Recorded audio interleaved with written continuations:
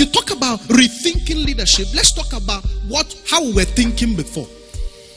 You see, Nigeria has different ages. We had the pre-colonial age. So before we blame the colonial masters, let's talk about the pre-colonial age. Then we had the colonial age. And then we have the post-colonial age. What was the sort of thinking in the pre-colonial age? Primitive thinking. Basic. Eat, drink, live and die. Primitive thinking. Trade by barter. I give you yam, you give me tomatoes. Very primitive. Basic thinking. Just enough to get by. That what they had was their own currency of exchange. Primitive.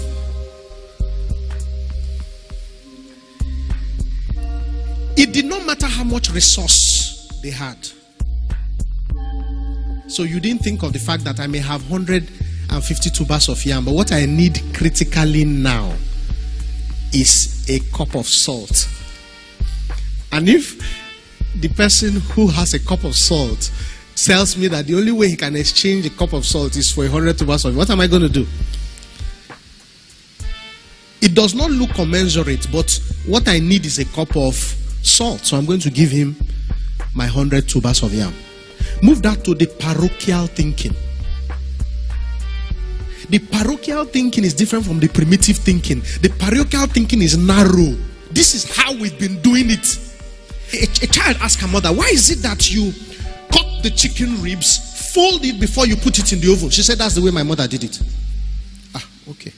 They traveled for holidays and they met the grandmother and they said, the grandmother, why is it that you cut the chicken ribs, fold it before you put it in the oven? She said, that's how our own mother did it. Now, who are they going to ask? The mother said that's how her mother. Grandma says that's how her mother did. Now, they saw an old auntie.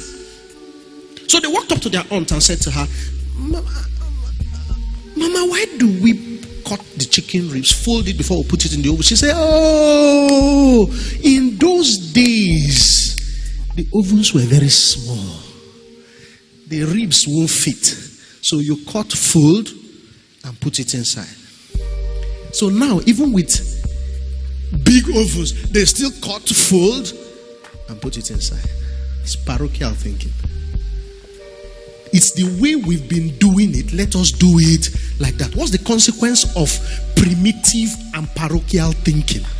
The consequence is that you can be sitting on a gold mine and still be living in penury.